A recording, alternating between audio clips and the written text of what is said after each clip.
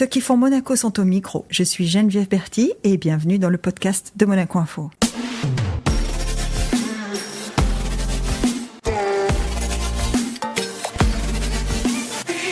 Notre invité du jour est un homme au profil atypique qui mène une double vie, oui, fascinante.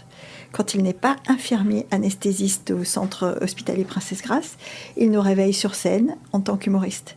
Une chaleur humaine et une bonne humeur communicative qui font de ce soignant l'ambassadeur d'un humour très made in Monaco. Bonjour Hassan de Monaco. Bonjour Geneviève. Hassan de Monaco quand même, alors, c'est un nom de scène. Oui. C'est vos origines ? Je suis d'origine marocaine.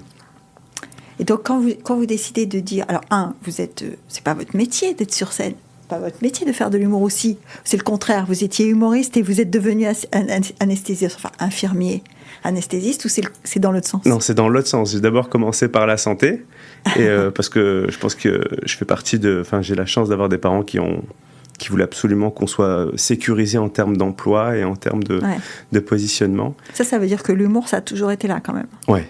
Alors c'est très drôle parce que j'en ai conscience depuis pas si longtemps que ça a toujours été là. Ah ouais. En fait, en discutant avec des gens que je côtoie encore aujourd'hui, avec qui j'ai grandi, c'est eux qui me rappellent que j'ai toujours eu ça. Parce que pour moi, ça a été un super pouvoir que j'ai dû développer pour compenser certaines choses. Mais j'en avais pas conscience. Et en fait, c'est vrai qu'en faisant des introspections et en échangeant avec des anciens amis ou des amis actuels, oui, ça a toujours été là. Vous avez toujours fait des blagues ? Oui. Alors vous dites c'est pour compenser d'autres choses. C'était pour faire compenser quoi ? Parce que Gad Elmaleh qui était là me disait on fait toujours de l'humour pour une raison. Oui, je pense aussi.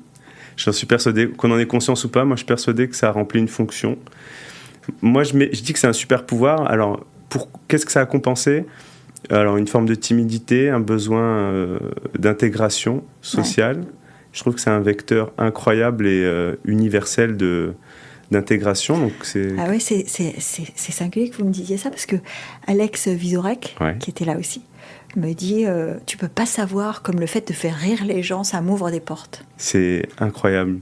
C'est incroyable, j'ai l'impression il y a un truc très simple, ça enlève plein de couches, plein de surcouches de relations, de communication, et ça va directement à l'essentiel.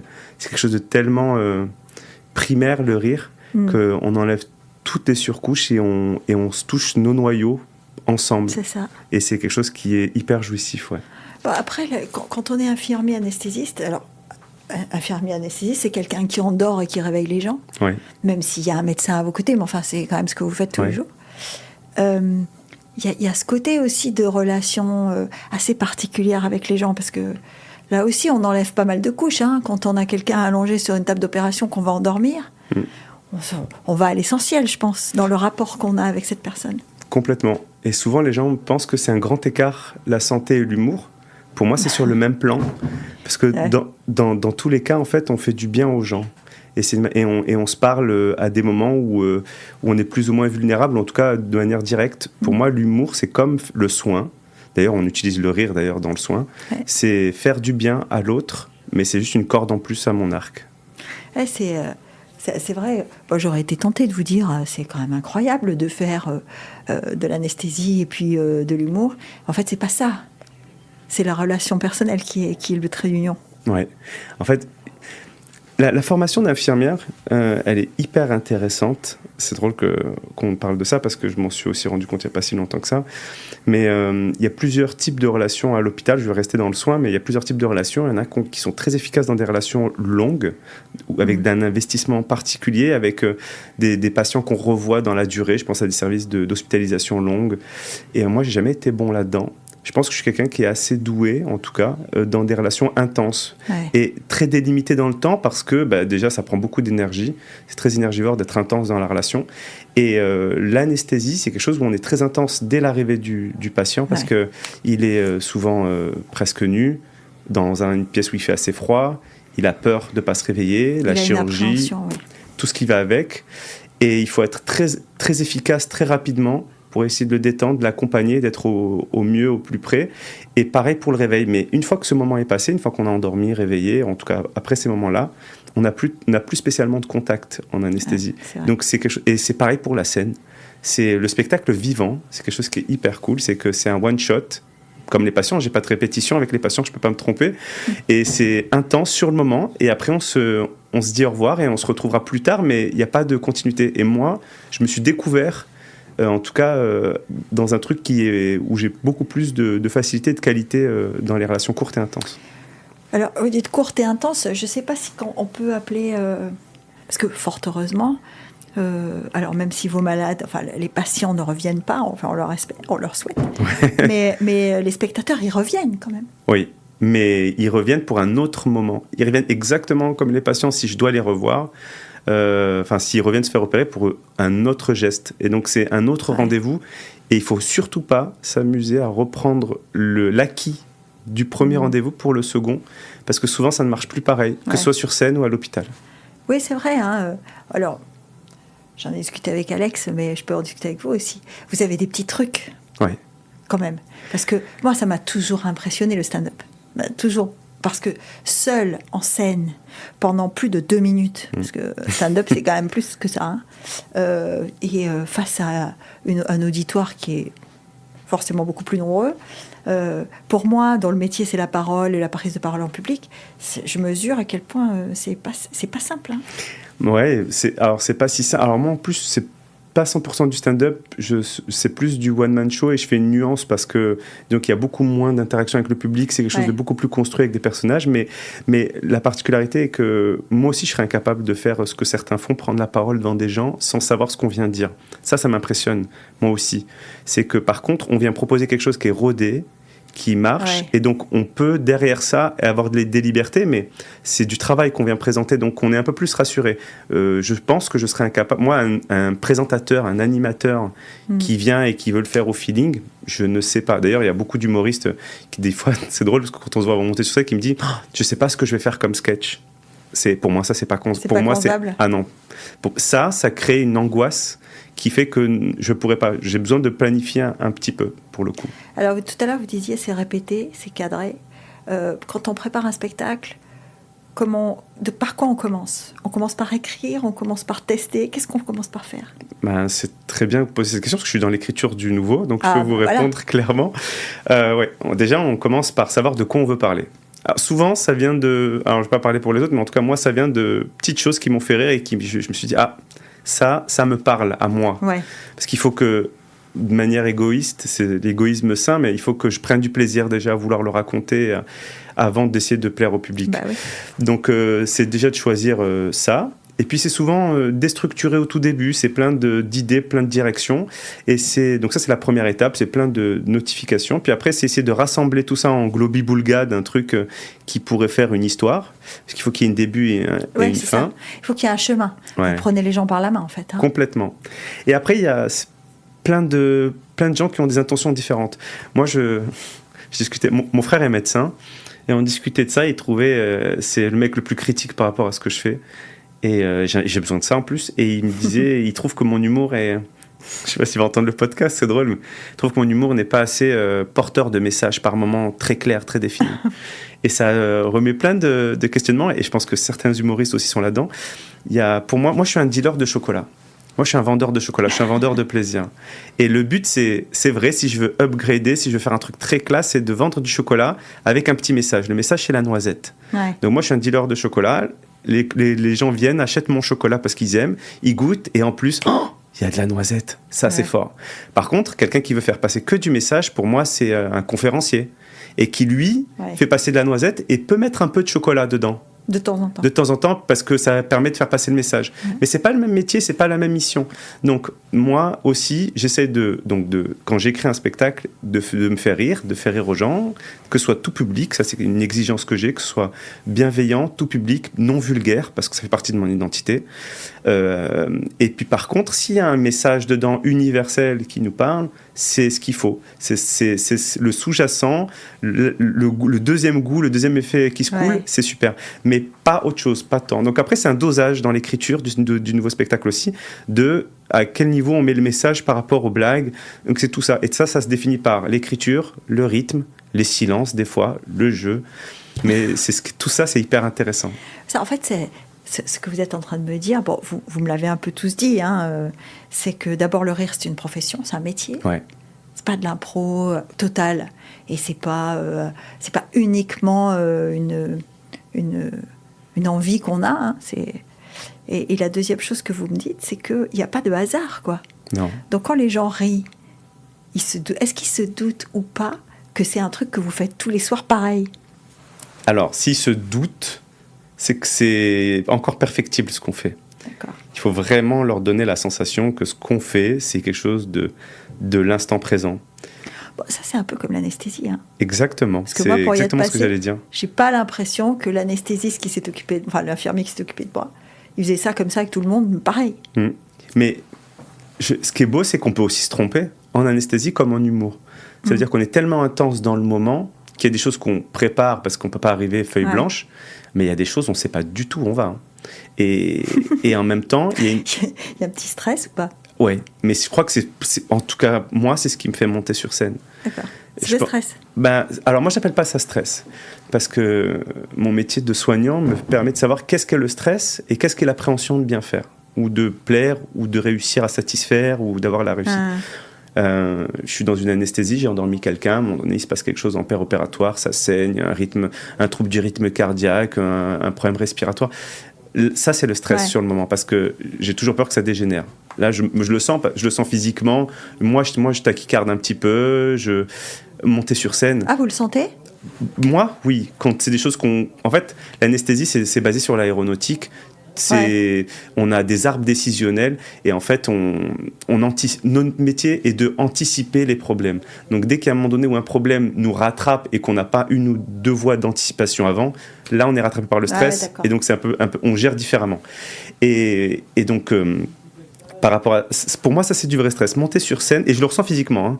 Et d'ailleurs, souvent, quand on a des grosses journées de chirurgie très intense, chirurgie thoracique ou des choses où ça dégénère, on est vraiment fatigué à la fin de la journée. Ça se ressent physiquement. Monter sur scène, on a aussi l'adrénaline avant de monter, mais en fait, au pire, on n'est qu'une soirée dans la vie des gens. Et c'est très bien que moi, c'est aussi pour ça que je garde mes deux métiers. C'est que c'est très bien de relativiser. Mon autre métier me permet de relativiser, donc de monter avec pas les effets négatifs de cette appréhension, mais plutôt une volonté de me dire, là, en fait, ce qui se joue, c'est juste que toi, tu dois absolument leur faire plaisir. Parce que si on monte sans enjeu, il se passe rien. Je comprends qu'au bout d'un moment, il y a le cadrage, hein, et puis au bout d'un moment, il y a ce qu'on a envie de faire du moment. Exactement. Et ça, c'est ce que j'entends. Hein. Et tout à l'heure, vous parliez de cette relation avec le public, avec les gens. C'est ça, ce qu'on a envie de faire du moment. On a envie que ça se passe bien, en fait. Alors, en fait, on se dit, il faut qu'ils repartent avec la banane. Ou... Exactement. Parce que vous dites, je suis pas un humoriste à message. Ça veut dire qu'il ne faut pas qu'ils repartent avec des questions. Alors, si... Alors, je suis pas un humoriste à message dans le sens où je veux pas que ça soit en mode conférence, parce que certains le font très bien. Et le problème, à mon sens, des gens qui sont à message, mais encore une fois, c'est parce que chacun son thème, mais c'est que souvent, on doit mettre en lumière ce qui nous sépare, ce qui pose problème. Il y a une connotation pour moi qui est négative. Et moi, j'ai fait le choix de montrer pas ce qui nous sépare ou les problèmes de la société ou de la vie, mais plutôt ce qui nous rassemble. Et donc, c'est une autre voie qui marche aussi, on est certain. Exactement. Ce que je pense fait aussi Gad Elmaleh très bien, ce que fait Ahmed Silla, ce que font des gens un petit peu comme ça, quoi. Mais je serais incapable de faire du Jérémy Ferrari, par exemple, que j'adore, hein, parce que je suis très fan de ça, mais c'est ma limite. Ou de faire de l'humour politique aussi, impossible pour moi. Petite, c'est pour ça que j'ai pas lâché mes deux métiers. Alors là, vraiment, parce que vous citez des noms là, eux ne font que ça. Vous en faites deux. Et deux métiers prenants, hein, parce que infirmier anesthésiste, c'est pas un métier où on se repose. Il n'y a pas beaucoup de métiers dans la vie où on se repose, mais c'est pas... Vous parliez de cette espèce d'appréhension, de stress, enfin de responsabilité.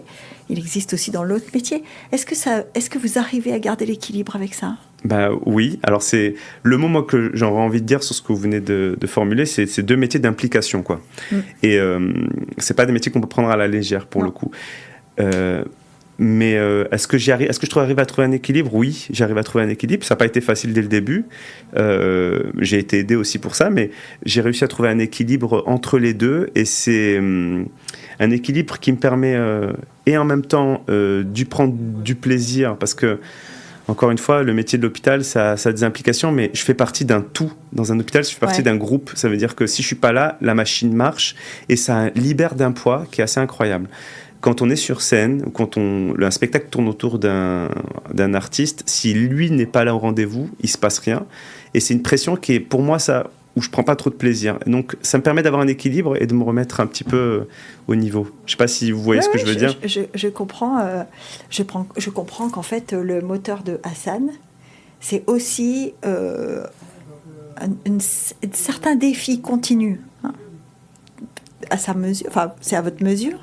C'est pas des défis à chaque fois annoncés, identifiés, mais c'est chaque jour son petit défi quand même. Ouais, c'est ça. Je pense que la routine, c'est quelque chose qui me plaît pas pour le coup, et j'ai besoin d'aller me chercher dans des endroits.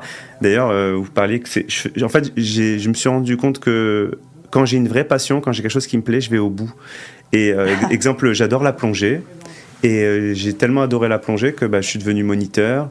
J'ai commencé à vouloir faire de l'humour. Je me suis inscrit au studio. Finalement, je suis allé au bout de la chose. J'ai voulu toucher du tout le métier d'infirmier. Je suis allé à la plus spécialisée des spécialités de métier d'infirmier, qui est infirmier anesthésiste. J'essaie d'aller au bout. J'ai même d'autres diplômes qui ont continué après, parce que, en plus, je suis instructeur d'une formation paramilitaire. Ouais. En fait, je me suis rendu compte que j'aime bien aller au bout des choses, et c'est lié à ce petit défi et à me prouver que je peux y arriver. Je pense que ça, c'est quelque chose que j'ai hérité de mon papa. Hein. Ah, parlons-en du papa d'Hassan. Parce que j'ai l'impression que c'est pas que là-dessus qu'il vous a guidé. Hein. Non, il m'a guidé. Il m'a guidé sur beaucoup de choses. Je pense qu'il y a eu des choses que j'ai héritées de ça. Vous savez, les premières générations d'immigrés où il fallait absolument pas faire de vagues, se surpasser, tout ça. Mais ça a des fois des côtés un peu négatifs, mais ça a beaucoup de côtés positifs. Je pense que quelque chose qui se perd maintenant, à mon sens. Oui, parce que c'est lui qui vous fait arriver à Monaco. Ouais. Parce que vous êtes tout petit, vous avez 3 ans, je crois, ou un peu moins. Même pas. J'ai un an. J'ai non, j'ai même pas. Je suis né en avril, je suis arrivé au mois d'août. J'ai 4 mois. 4 mois. Ouais. Ouais, donc c'est vraiment, vous arrivez et il emmène sa famille, il emporte tout le monde comme ça avec lui. Ça veut dire qu'on est prêt à donner beaucoup, parce que c'est une prise de risque quand on a une famille. Ah oui, c'est une prise de risque. C'est déjà un choix pour lui, parce qu'il était donc il habitait à Monaco, mais il aurait pu faire le choix comme beaucoup à ce moment-là. Les mouvements à l'époque migratoire, c'était le sud de la France, ou après c'était le Canada, beaucoup pour les Marocains. Ouais. Et il aurait pu vivre juste à côté en France, mais il a vraiment choisi Monaco pour sa sécurité et son système éducatif. Il a pensé à vous alors. Ah oui, mais c'est je pense une vie de, je sais pas comment, j'ai pas le mot, mais vous savez, il s'est oublié. Mes parents se sont beaucoup oubliés pour que nous, les 3 enfants, on y arrive. Donc on en a conscience maintenant, mais oui, c'est cette génération-là qui nous a permis d'être là où on en est aujourd'hui. Vous êtes 3. Vous dites vous êtes 3. Vous baignez dans quelle ambiance? Parce que, à part le fait que vous avez des parents qui travaillent beaucoup, vous baignez dans quelle ambiance? Ce sont des artistes, ce sont des artisans, ce sont des scientifiques. Qu'est-ce qu'il y a autour de vous? Alors, il y a ce que je pense et ce qui est reconnu et ce que vous avez ressenti. Ouais, alors moi je pense qu'on est une famille déjà de assez hypersensible, mais non assumée.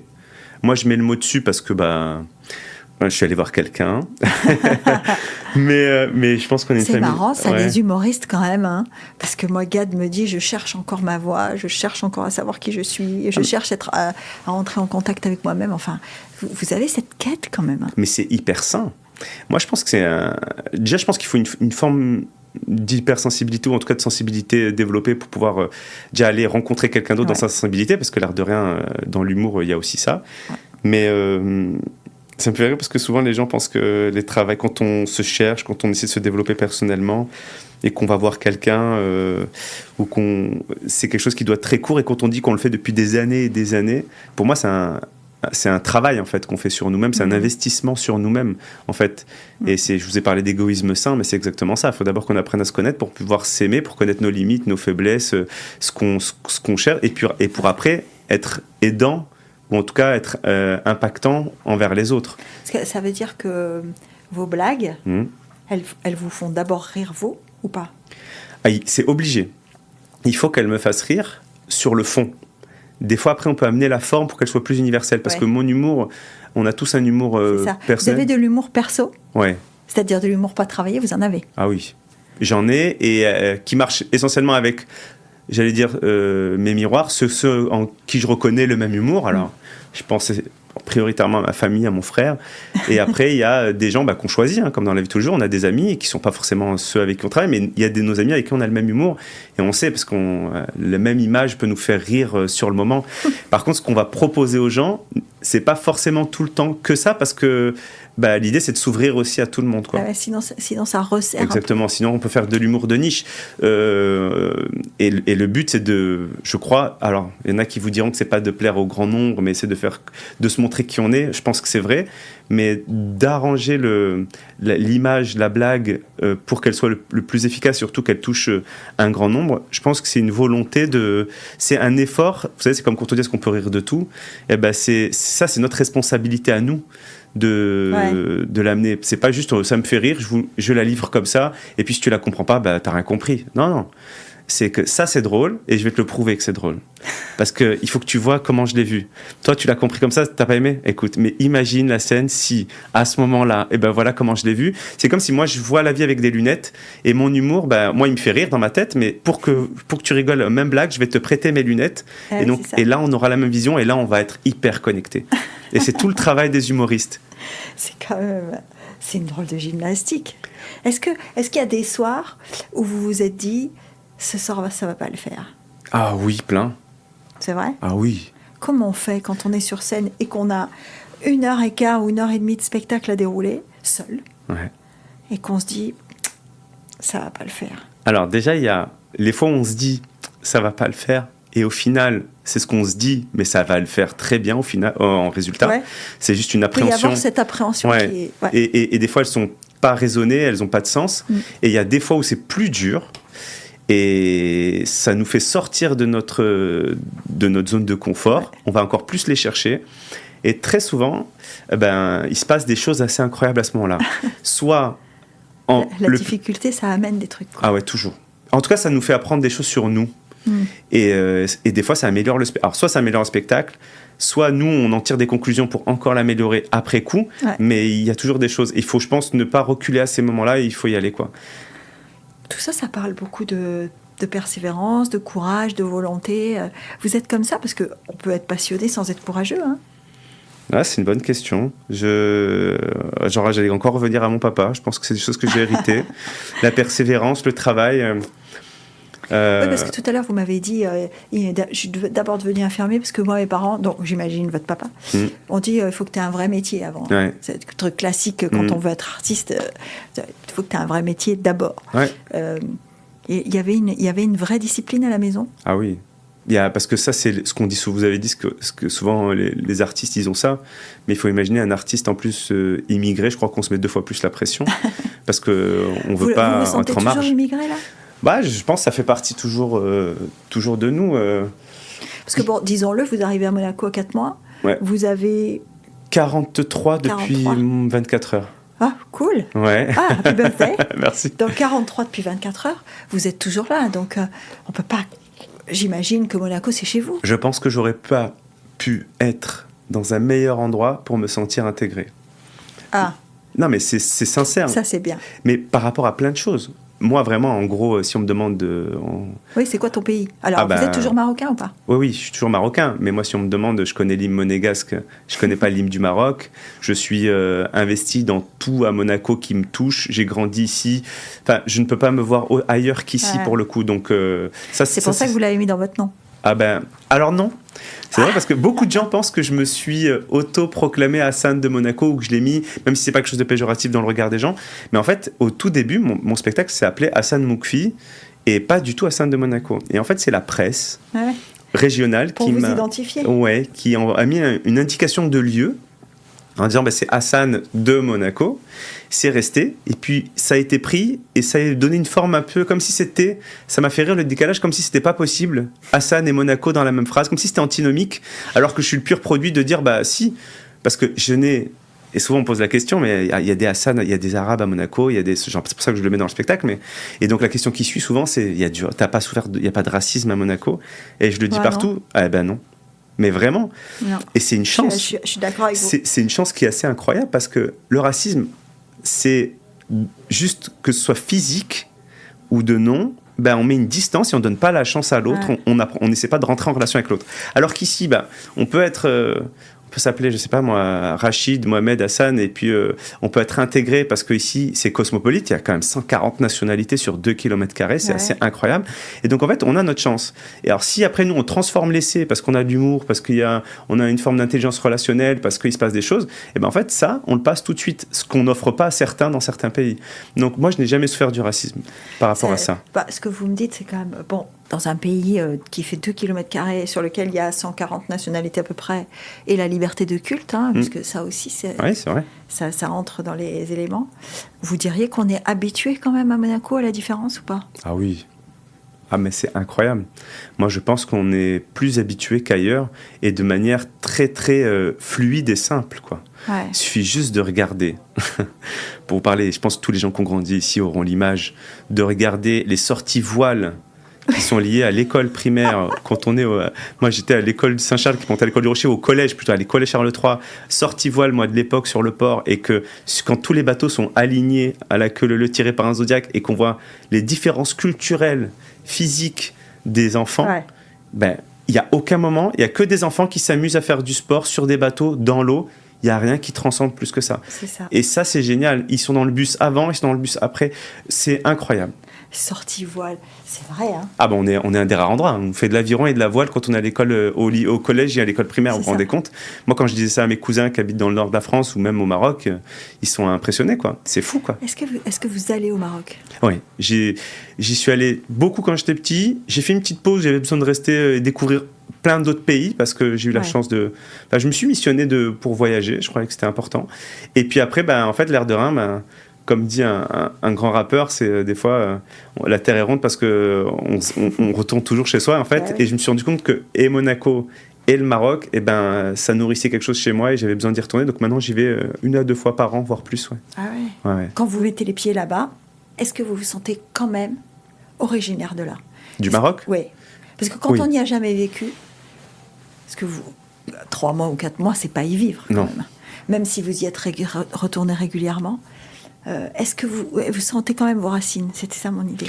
Oui, je les sens parce qu'elles sont pas si éloignées. J'ai la chance d'avoir encore mes parents qui sont un peu les vecteurs entre moi et mes racines. Ils sont repartis là-bas ?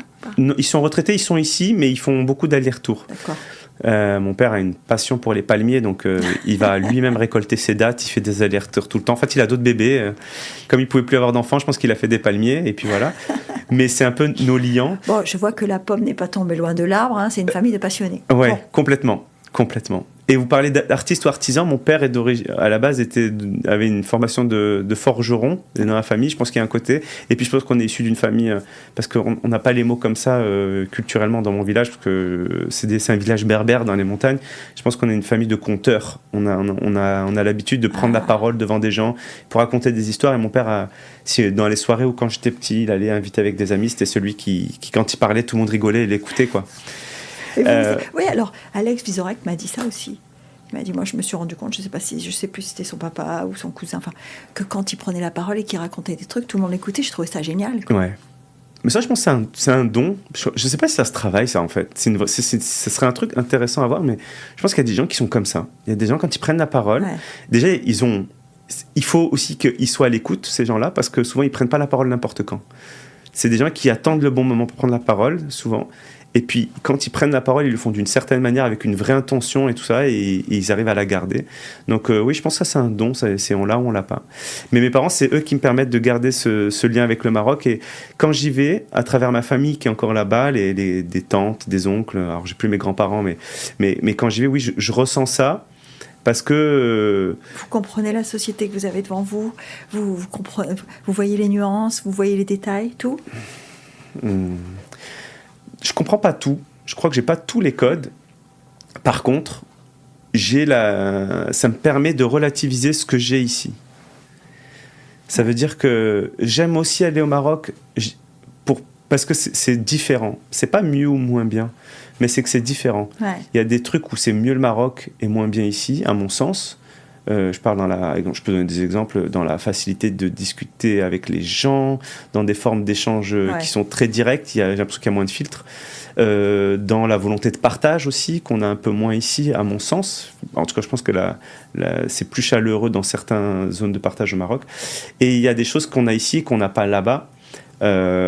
Et donc je pense que les deux me permettent vraiment de relativiser, de me rendre compte de la chance, et c'est cool de pouvoir mixer ces deux choses-là, et ça nous permet aussi de savoir d'où on vient, et comment dire, de pas, alors j'aime pas le mot s'embourgeoiser, mais de pas ne pas être en mouvement, sans croûter, quoi. Ouais, exactement, s'immobiliser. Ouais, ça c'est quelque chose que je pense j'aurais du mal.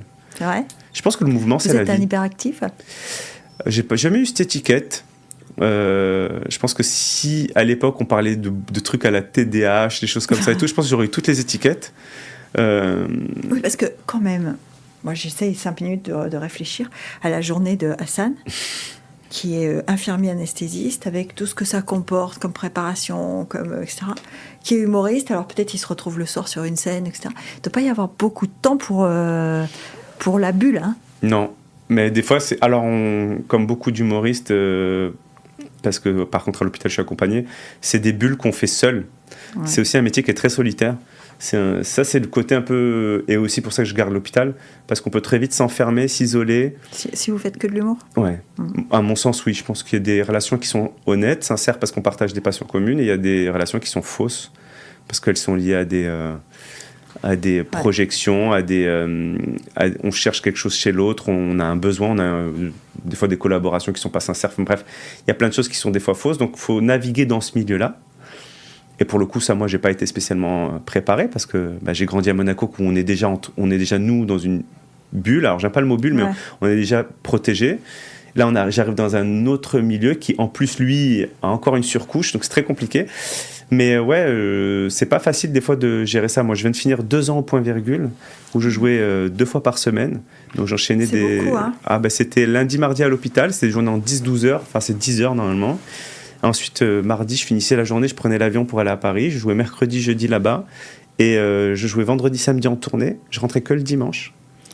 Et en plus, à l'heure où on arrivait, et je reprenais la semaine. J'ai fait ça pendant un bon moment. Alors, c'est hyper intéressant parce qu'on prend du plaisir, oui, mais on est beaucoup tout seul sur la route avec son casque, quoi. Ah, ça. Et après, quand on fait ce genre de métier, alors il y a des gens qui idéalisent beaucoup les métiers sur la route. Ils se disent beaucoup, oh là là, ils passent leur vie à voyager, c'est fantastique. Mais en fait, le point important quand on voyage beaucoup pour travailler, c'est qu'on est seul. Ouais. Oui, complètement. Après, c'est un choix, mais comme vous l'avez dit tout à l'heure, il ne faut pas s'oublier, donc rechercher le point d'équilibre, quoi. Ouais. Parce que sinon, le point d'équilibre, il permet la durée. Sinon, en fait, tout peut s'arrêter très vite si on est trop intensément impliqué et qu'on ne se prend pas des temps de repos. D'ailleurs, c'est mon frère qui est médecin qui m'a dit ça, qui m'a dit de miser sur mon bien-être et physique et psychologique. Donc, il m'avait quand même offert un forfait d'1 an dans un spa pour que je puisse des fois aller me détendre. Et j'ai trouvé que c'était le plus beau cadeau parce qu'il était immatériel, mais il était surtout à vocation de me dire si toi tu capitalises pas sur ta santé physique et psychologique, personne va le faire. Ouais, c'est ça. Donc il faut Et donc ça, c'est hyper cool des fois de se recentrer, et heureusement que j'ai des gens comme ça qui m'ont entouré. On se dit souvent, moi j'entends tout à fait ce que vous dites, on se dit souvent, si tu t'aimes pas toi-même, comment tu veux que les autres t'aiment? Si t'es pas bien toi-même, comment tu veux transmettre quoi que ce soit d'intéressant aux autres? Enfin, alors, une fois qu'on a dit ça, qu'on a parlé du psy, chez qui il faut aller, une fois qu'on a dit tout ça, est-ce que pour autant, c'est simple? Parce que quand on est hypersensible, parce que j'ai pas oublié, vous m'avez dit, moi je fais partie d'une famille d'hypersensibles. Quand on est hypersensible, est-ce qu'il n'y a pas des moments où on perd un peu le fil? Ah oui, complètement. Moi, l'hypersensibilité, des fois quand j'essaie d'expliquer, parce que je vous ai dit que dans ma famille, je pense qu'on l'est, mais on le sait pas. Enfin, il y en a qui le savent pas, ils s'en rendent pas compte. Ah non. Mon frère et ma sœur. En fait, tu es hypersensible, mais tu ne le sais pas. Ah oui, mais mon frère, ma sœur, mon père est d'une hypersensibilité, mais il se met des carapaces. Mais donc, pour moi, l'hypersensibilité, c'est un truc très particulier. J'ai toujours cette image pour essayer de l'expliquer. Les gens, les émotions, c'est comme des notes de piano. Les gens, ils ont un certain nombre de touches. Et ils font de la musique avec ça dans leur vie. Moi et les hypersensibles, on a beaucoup plus de touches. On a plus de touches dans les aigus, plus de touches dans les graves. Au tout début, comme on a plus de touches, on est perdu parce que c'est beaucoup plus compliqué de naviguer. Mais le jour où on maîtrise toutes ces touches, on pourra faire des sons que personne n'arrive à faire parce qu'eux, ils sont limités à certains types de notes. Et donc, c'est pareil. C'est au début très compliqué, on se noie, on se perd. Et si on sait pas qu'il faut se faire aider, trouver en tout cas, déjà s'aider, mais souvent on n'a pas les réponses soi-même, donc je parle pas forcément de psy, hein. Il y a plein de choses qui peuvent aider, hein. Il y a des gens qui sont capables de faire des introspections seuls, il y a des gens qui lisent, moi j'ai jamais eu le goût de la lecture, donc j'ai besoin de discuter, mais une fois qu'on arrive à maîtriser ça, ça prend beaucoup de temps, il faut pas aller vite, parce qu'il faut le ressentir, et c'est pas des choses qui sont que liées à la discussion, il faut qu'on discute, que ça fasse résonance en nous, qu'on l'éprouve, pour qu'après on puisse le comprendre et l'enregistrer comme ça. Et là on se dit, ah, c'est bon, j'ai cette note en plus maintenant, que je peux rajouter dans le clavier. Tout ça, c'est quand même très, très composite, hein. C'est une alliance d'instants, de ressenti, de personnel. Comment vous faites ? Parce que vous parlez beaucoup d'intensité avec tous ces gens que vous ne connaissez pas forcément. Comment vous faites avec ceux que vous connaissez ou ceux qui vous sont proches ? Est-ce que vous avez cette même envie d'intensité avec eux ? Ah oui, je pense qu'on est très intense. Je pense que je suis très intense avec les gens qui sont autour de moi. Et j'en ai besoin, mais je pense que je les ai choisis. Alors, si c'est ma famille, ils sont pareils parce on a été formés un peu pareil, c'est la même marmite. Mais les autres, je crois que je les ai choisis parce qu'ils ont cette intensité aussi. Ouais. Et donc, vous repérez ça chez les gens ? Ouais, mais je crois que je le fais pas exprès. Ouais. Je crois qu'il y a des choses qui sont comme ça. Il y a des gens qui dégagent quelque chose. Vous avez parlé des trucs de bien-être et tout pour rayonner. On attire un truc. Je pense qu'il y a quelque chose qui est comme ça, quoi. Moi, je suis persuadé que les oiseaux, ils doivent voir dans le vent, ils doivent sentir les courants chauds, froids. Moi, j'adore voir les goélands ou les mouettes. Ici, je sais pas si vous voyez, dans Monaco, des fois, quand il y a du vent, ils sont là, ils planent sur place et ils s'amusent. Je pense qu'ils voient des choses que nous, on voit pas. Je pense qu'on perçoit des choses où on n'arrive pas encore à mettre des mots, mais il faut se faire confiance. Mais tout ça, c'est une chance, hein. C'est assez incroyable. Moi, l'intensité, c'est ce qui nous fait sentir vivants. Et je trouve que me remplir les journées, d'aller chercher des trucs intenses, de ressentir tout court, il n'y a rien de plus vivant comme sentiment. J'aurais trop peur de soit ressentir moins, soit être moins chargé dans la journée.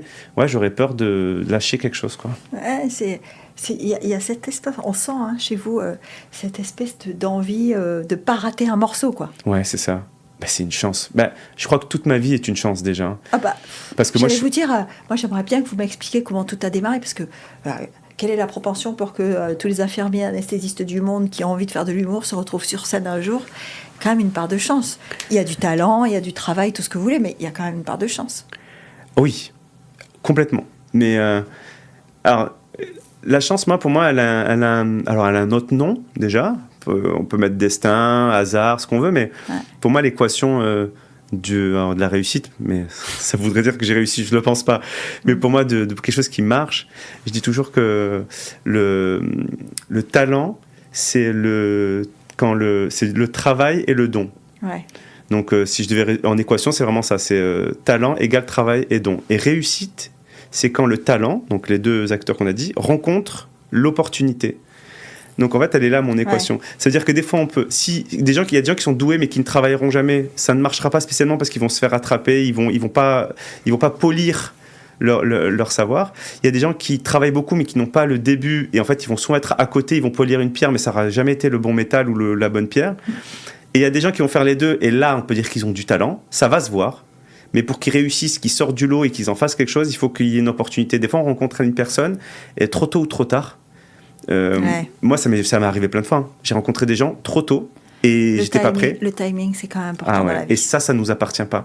Et il faut pas essayer. Enfin, de toute façon, on peut pas essayer de le calculer ça.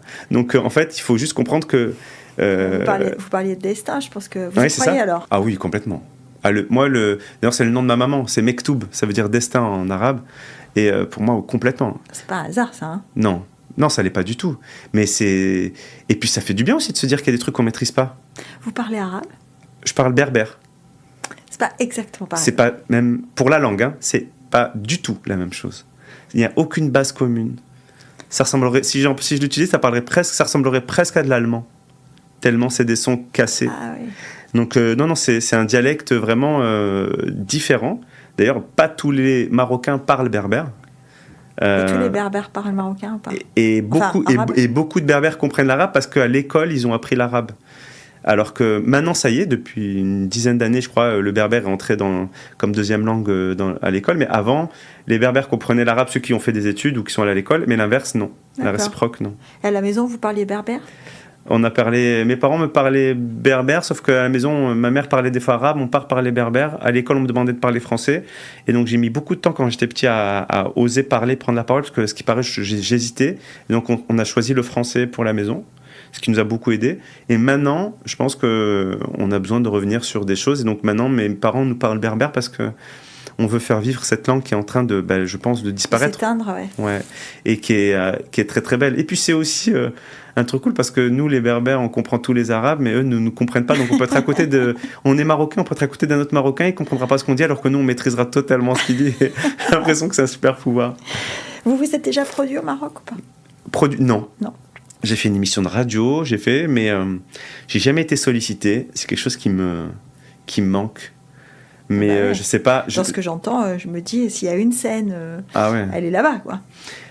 Ce serait super. Enfin, sachant que le point virgule à Paris et toutes les scènes, on n'a pas parlé des Sérénissime de l'humour, mais ces scènes-là, ce sont des scènes importantes pour vous, j'imagine. Complètement. Mais la scène du Maroc...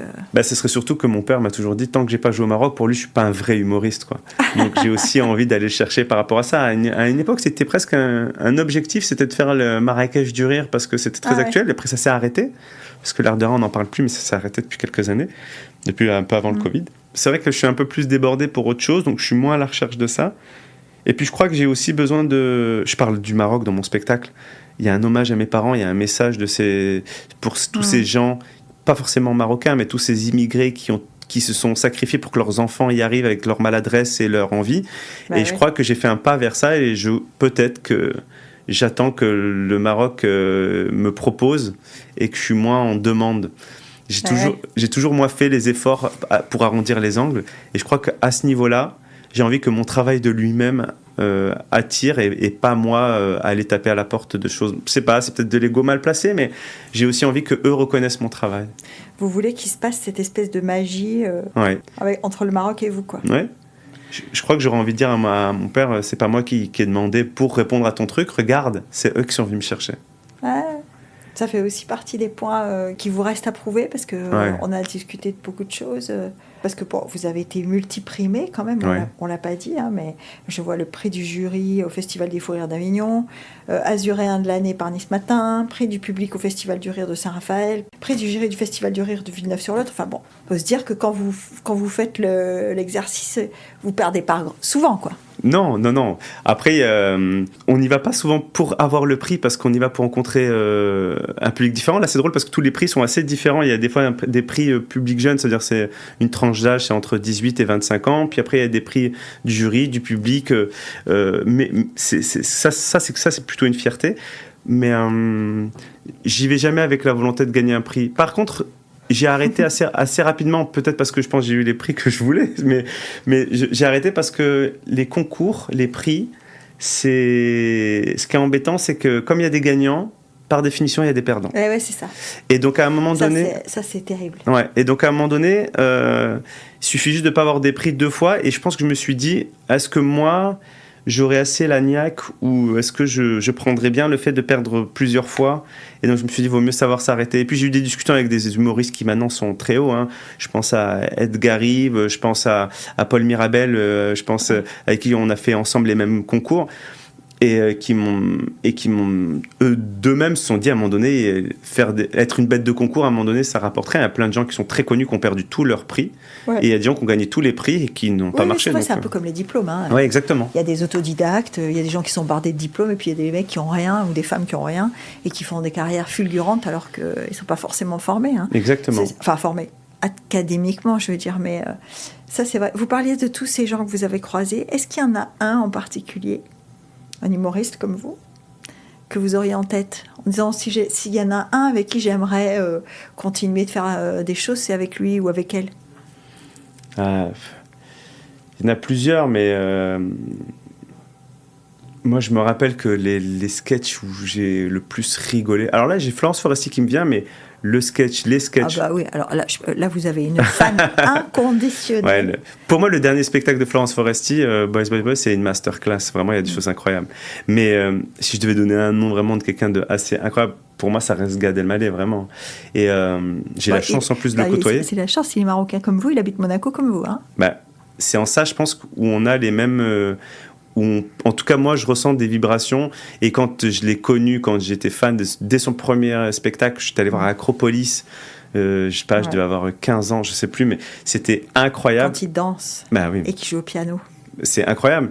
Mais je sais pas si moi, dans le premier que j'ai vu en DVD, c'était Décalage, mais où vraiment c'était incroyable. Et le premier spectacle que j'ai vu, c'était La Vie Normale, c'était Acropolis. Il faisait sketch de la cigarette, Sébastien, tout ça, les shots. Et je me rappelle que je rigolais tellement. Je pleurais de rire que j'entendais même pas les blagues d'après. J'étais bloqué en mode... Et ça, c'est des sensations qui sont incroyables. Alors moi, ça m'est arrivé avec Florence Foresti, ça. Ah oui. Notamment quand elle présente la soirée des Césars. J'ai un souvenir où elle marche en quinconce sur la scène. Enfin, où vraiment, je me dis, mais où elle est allée chercher ça, quoi. C'est fou, hein. Oui, alors c'est un peu la question que j'ai envie de vous poser, Hassan. Hein. C'est comment on s'inspire de la vie en général, de ce qu'on vit, quoi. C'est pour ça qu'il faut vivre des choses. Et c'est peut-être aussi pour ça qu'on est aussi intense, si je généralise à tous les humoristes, parce qu'il faut qu'on vit des choses pour pouvoir avoir des choses à raconter, ou en tout cas pour trouver un angle qui est un peu différent. Parce que je crois que si on vit rien, si on est trop monotone, à un moment donné, on n'a plus rien à raconter, on a peur de s'éteindre.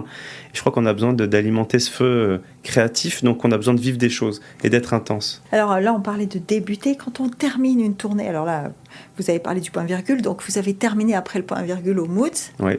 C'est quand même incroyable de venir terminer sa tournée à Monaco chez soi, dans une salle neuve, avec... voilà. Qu'est-ce que ça fait d'arrêter un spectacle ? Ça fait très bizarre. C'est très très dur. Je pense que je ne m'attendais pas à ce que ce soit aussi dur. C'est dur pour plusieurs choses. C'est dur parce qu'on a peur de ne pas réussir à refaire autre chose. Ouais. Donc il y a ce petit moment de vide un peu. Ah oui, complètement. On a l'impression de sauter en parachute et de se dire qu'est-ce que je vais faire maintenant, quoi. Exactement. C'est vraiment et tout recommencer. En fait, les gens se rendent pas compte de ce que c'est de créer un spectacle. Alors oui, il y a l'écriture, il y a la mise en scène, mais ça veut dire le moment le plus dur c'est quand nous on monte, on sait ce qu'on va faire, mais quand on monte au début, qu'on l'a pas encore testé, qu'on le teste devant les gens, c'est pour ça qu'on a des rodages avec des publics restreints. Mais ces moments-là sont très difficiles parce que vraiment on est à poil, quoi. On est à poil. Et puis on peut faire un flop complet. Mais complètement. La blague est drôle dans sa tête, encore une fois. Mais là, j'ai pas réussi à habiller la blague pour être sûr qu'elle fasse rire le plus grand nombre. Et c'est en regardant la réponse du public que je vais me dire, ils l'ont compris, ou alors je rentre et je barre et je dis, mais pas du tout. Soit c'est pas forcément la blague qui est bien, mais peut-être je l'ai mal amené, peut-être que c'était... Enfin, il faut tout recommencer à zéro.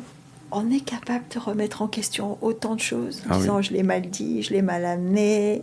Il faut se faire aider. Pas le bon moment. Il faut se faire aider, il faut se faire accompagner. Parce que oui, je pense. Est-ce qu'on est capable ? Oui. Est-ce qu'on met le doigt exactement sur ce qui ne va pas ? Je ne sais pas. Parce que nous, on l'a vécu en direct. Ouais. Et il faut un regard extérieur. Mais ça veut dire qu'il faut qu'on ait avec nous quelqu'un à qui on a assez confiance pour être ce regard extérieur. Alors Gad me disait que c'était sa sœur, notamment, qui mettait en scène beaucoup de ses spectacles.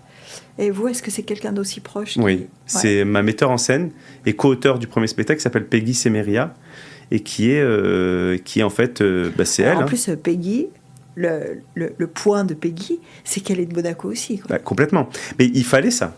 Elle est de Monaco, elle est méditerranéenne, elle est intense. Complètement. Mais vraiment. Et puis elle a une connaissance artistique, elle a une formation artistique, c'est une artiste à part entière.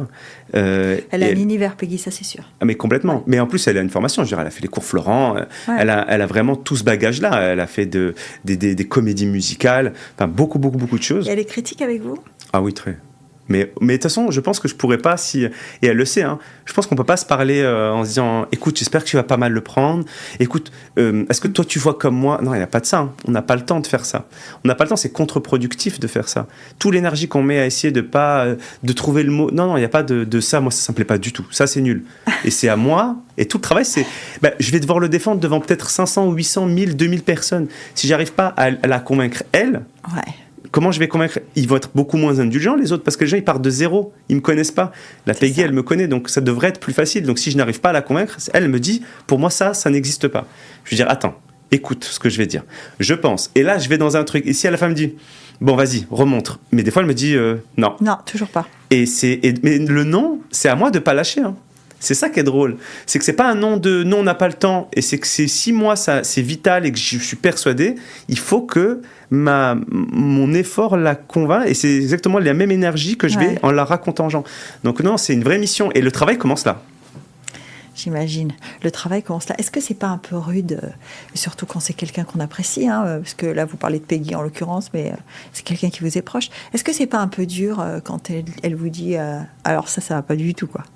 Est-ce qu'il n'y a pas un petit moment de déception quand même? Ah oui, il y en a. Il y a de la frustration, il y a de la déception, il y a mais j'ai assez confiance en elle pour savoir que le gâteau à la fin il sera trop bon.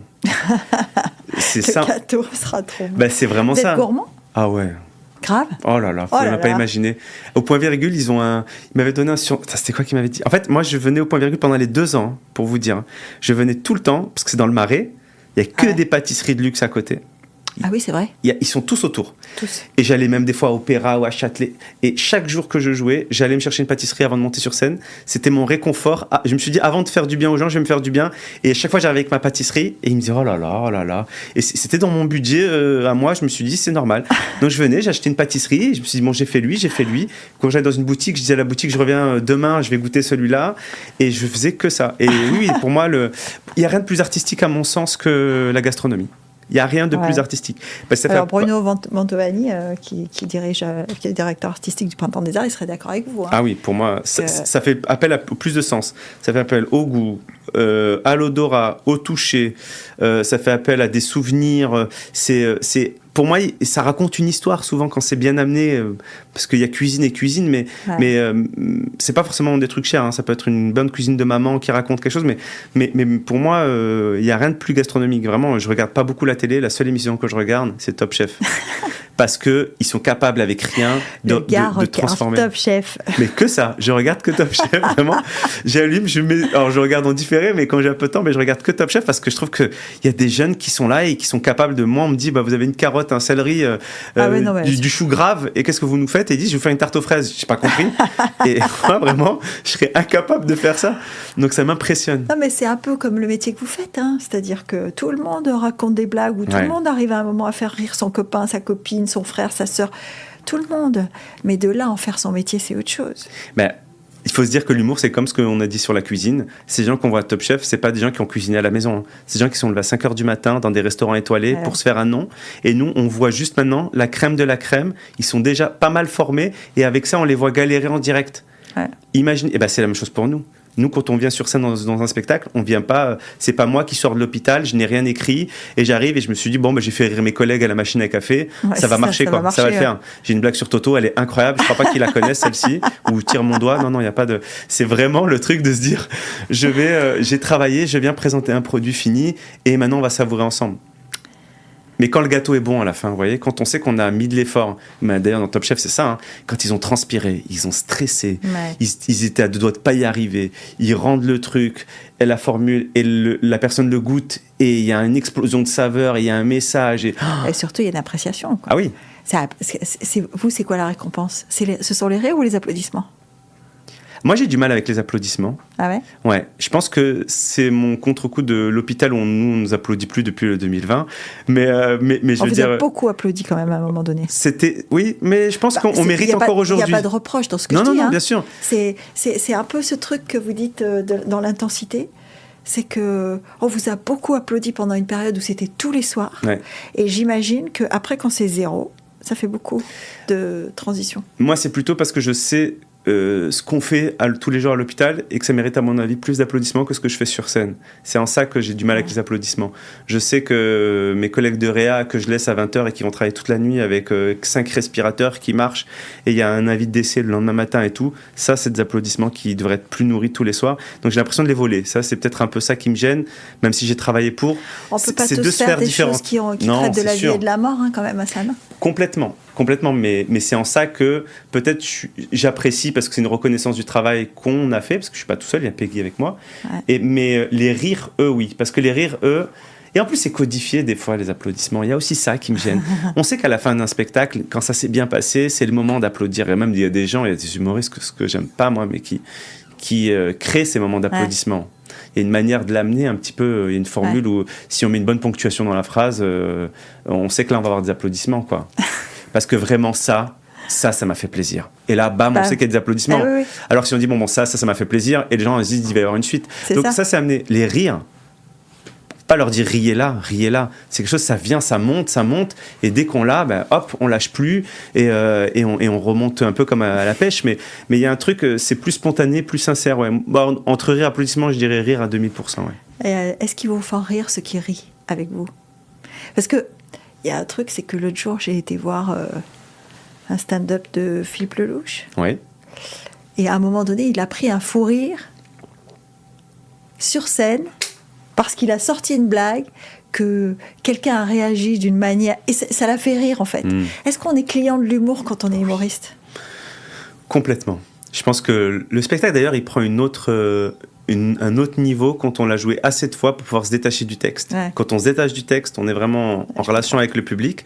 Et quand on est en relation avec le public, on est à l'écoute de leur retour. Alors, ça dépend le format de la salle, parce que jouer devant 50, 200 ou 2000, c'est pas pareil. Ouais. Il y en a, on les voit pas, mais ouais, il y a des rires, il y a des gens qui ont des rires décalés, pas au bon moment, il y a des gens qui ont des formes de rires différents. Moi, j'ai eu des rires, j'ai l'impression que c'était des crises d'asthme, donc au début, on comprend pas. Et oui, il faut que, par contre, ce qui est bon, c'est quand on rigole sincèrement. Il y a des gens qui rigolent de leurs blagues pour amener le rire chez les autres, quoi. Ouais. Et ça, c'est pas la même intention que de vraiment nous être surpris par la réaction des autres. Ouais, ça c'est. Mais enfin, généralement, ça se voit. Ouais. Oui, complètement. Je suis d'accord. On dit le rire est communicatif. Voilà, il y a bien un moment où, alors, celui que vous avez fait rire vous fait rire, ou voilà, c'est pas juste que. Il y a une chose dont on n'a pas encore parlé, c'est votre engagement pour les droits des femmes. Ouais. Alors tout à l'heure, vous avez parlé de votre maman. Est-ce qu'être ambassadeur pour le comité des droits des femmes, c'est un acte militant? Pardonnez-moi, hein, on a cette image peut-être restrictive, parce que moi je suis native du Sud aussi. Hein, les gens dans le Sud sont un peu plus machistes que les gens dans le Nord. Allez savoir pourquoi. Ouais. Est-ce que pour vous c'était un engagement qui vient de quelque chose? Je ne vais pas te parler de devoir, mais pour moi alors ça me paraît une évidence parce que j'ai eu comme modèle un couple, je parle de mon père et ma mère, où il y avait une vraie forme d'équité, quoi. Ouais. Et je pense que, donc, pour moi, ça me paraît normal de le défendre. Je pense que le machisme méditerranéen, ou je pourrais dire moi même culturel, c'est un machisme d'apparence, quoi. À la maison, si les gens pouvaient parler sous détecteur de mensonges ou sérum de vérité... ils diraient pas la même chose. Ouais. Pas du tout. Mais bon, si c'est bien, ça veut dire la maman ou la femme gère un peu plus à la maison. À l'extérieur, on fait croire que c'est nous. On arrive un petit peu sur un truc à pareil. Mais moi, non. Moi, j'ai grandi vraiment avec... Moi, mes parents, ils s'aiment encore aujourd'hui. C'est bien, ça. Ah ben, vraiment, moi, je suis témoin tous les jours de ça. Mes parents, ils se sont mariés, ils se connaissaient pas beaucoup. Ouais. Et ça, c'est un super truc. Ça veut dire que des fois, on en fait tout un truc de la rencontre. Ah ouais. Des papillons dans le ventre. On se choisit parce qu'on se dit, on est là aujourd'hui et on veut aller là et on regarde dans la même direction. Il va y avoir, on peut faire ça, moi je vais à gauche, tu vas à droite. Il faut juste qu'à un moment donné, on aille dans la même direction. Ça. Et il va y avoir des hauts débats, on l'annonce. Mais on choisit de ne pas lâcher. Ça aussi, c'est un autre truc. Par contre, mes parents, il y a eu des hauts débats, mais moi je le vois encore aujourd'hui. Des fois, mon père fait rire ma mère ou ma mère fait rire mon père. Ma mère, elle a un rire tellement communicatif. Vous savez, on me dit souvent, alors dans mon spectacle, l'hommage de ma mère, je parle pas beaucoup de ma mère dans le spectacle parce que ma mère ponctue la fin du spectacle, parce que pour moi, il n'y a rien de plus solaire qu'elle, et je voulais laisser cette image-là, et puis elle a le mot de la fin, mais je voulais pas qu'on puisse rire de ma maman, même si elle est beaucoup d'autodérision, mais je veux pas qu'on la touche, c'est une bulle. Mais mon père et ma mère, ils se font rire, et des fois, moi, je l'ai encore vécu il n'y a pas si longtemps, et je dis à ma mère, qu'est-ce qu'il a dit, papa? Qu'est-ce qu'il t'a dit? C'est quoi qui t'a fait rire? Elle dit non, c'est entre nous. Et ils ont leur bulle. Ouais, ils ont leur bulle. Et ça me plaît. C'est là où je vois des choses comme ça. Quand mon père, ils se connaissent tellement qu'ils connaissent leurs limites. Et ça aussi, c'est un message de fou. Après, je vais ramener ça aux droits des femmes parce que c'est hyper important. Mais comme moi, ça m'est déjà arrivé de me disputer avec ma mère, mon père me dit, tu sais, Hassan, arrête-toi ici, maintenant, stop. Tu dis encore un mot, elle va sortir de ses gonds. Et moi, fort j'y crois, je dis à ma mère encore, ouais, mais maman, elle sait pas. Hop. Et là, je vois ma mère transformée. Elle m'engueule, mais ça va pas. Et mon père connaissait le point de rupture. Et inversement, Ma mère me dit, je parle à mon père, je dis oui, mais papa, il est chiant. Elle me dit, ah, arrête là maintenant, sinon là, il va s'énerver. Et je dis oui. Et mon père, il me dit une phrase, je lui réponds, et là, il s'énerve. Ils se connaissent tellement, donc ils connaissent leurs limites, ils se respectent par rapport à ça. Ouais. Moi, je suis. C'est un vrai secret, ça. Mais ça, c'est du travail tous les jours. Parce que il faut tester les limites, et après, il faut accepter de ne pas aller là, parce qu'on va rien y gagner à part aller plus loin. Mais. Donc j'ai eu un modèle où il y avait une forme d'équité parce que quand mon père disait stop, ma mère elle s'arrêtait. Quand ma mère dit stop, mon père il s'arrête. Il n'y a pas de au-dessus, en dessous, vraiment. Les trucs d'image et tout, c'est si on veut. Et encore, mon père il me dit toujours va voir avec ta maman, c'est elle qui voit. Ma mère elle me dit non, ça c'est ton père. Ils savent leur domaine. Pour moi il y a une égalité parfaite, mais pas dans les mêmes secteurs. Donc j'ai grandi là-dedans et pour moi c'était inconcevable de trucs différents, quoi. Et donc quand on m'a demandé si j'étais sensible à la cause. Parce qu'au début on m'a parlé de discrimination, on m'a parlé de violence aussi, moi j'ai jamais vu ça. Donc en plus même je suis religieux, je crois en Dieu et pour moi la religion, le but c'est d'être la meilleure version de soi. À aucun moment on a le droit, ou si on croit à une entité, on a le droit de frapper quelqu'un. Donc c'est quelque chose qui me dépasse. Et si je peux, avec mon humour, mon décalage, l'image que je peux donner, apporter de l'aide, oui, c'était hyper important. Mais c'était pas tant pour rétablir quelque chose, c'est plus pour me dire que moi j'ai connu ça et pour moi ça marche et j'ai envie que les gens soient là-dedans aussi, quoi. Les droits des femmes et en l'occurrence la lutte contre la discrimination, ça ne concerne pas que les femmes d'ailleurs. La discrimination ne touche pas que les femmes. Elle les touche en priorité, mais pas que. C'est un peu le combat de notre époque. Hein. Bah oui. Il y a une phrase, je l'ai dit là, parce que j'ai eu la chance de pouvoir, avec le soutien de Céline Cotalorda, proposer un plateau d'humoristes pour le 8 mars. Et j'avais une phrase d'un rappeur qui était très belle qui disait c'est bien prétentieux d'apprendre la vie à celle qui la donne, quoi. Et je trouve ça très très beau comme phrase. Et je trouve que ça résume pas mal de choses. Mais en plus, mon métier de soignant, j'ai grandi avec des femmes à l'hôpital. Et j'ai quelques dames dans ma tête, des soignantes qui m'ont pris sous leur aile. Et je trouvais ça normal si je peux avoir les bras assez grands pour les protéger aussi, avec grand plaisir, quoi. Et donc, qu'est-ce qu'on peut vous souhaiter maintenant ? Parce que... Rien de plus, c'est incroyable. Moi, je suis quelqu'un qui... Je sais la chance, je sais vraiment d'où je viens. Et je sais la chance que j'ai aujourd'hui. Je voudrais juste que ça continue comme ça. En tout cas, de vivre intensément des choses. Alors, ma question, en fait, c'était, vous allez rester à l'hôpital ou pas ? Là, oui. C'est un choix, hein. Encore une fois, c'est un choix. Non, mais moi, c'est un choix. C'est ça que je voulais savoir. Oui, complètement. J'en ai besoin. Je crois que ça remplit une case. Ça me permet, de garder les pieds sur terre. Ça me permet de m'inspirer. C'est une composante de cette forme d'intensité dont on a parlé. C'est une composante de gérer mon stress avant de monter sur scène parce que ça me permet de relativiser. Ça me permet d'avoir une vie sociale et d'appartenir à un truc plus grand que moi. Parce que l'hôpital, aider les gens, je suis vraiment pas tout seul. Je suis juste un rouage d'un mécanisme. Et des fois, on se dit, oh oui, mais on est juste une pierre dans l'édifice. Mais c'est génial de pas avoir tout le poids tout seul, quoi. Donc, tout ça fait que, oui, le plus longtemps possible, je continue. Et puis, on a on a quand même on travaille dans de bonnes qualités, conditions. On a du matériel, et puis je suis soutenu par l'hôpital, tout simplement, par la direction, mes équipes et les équipes, et c'est que du plaisir, vraiment. Mon thermostat, pour ça, c'est le jour où je me lève le matin, je veux plus y aller. Je m'écoute beaucoup par rapport à ça.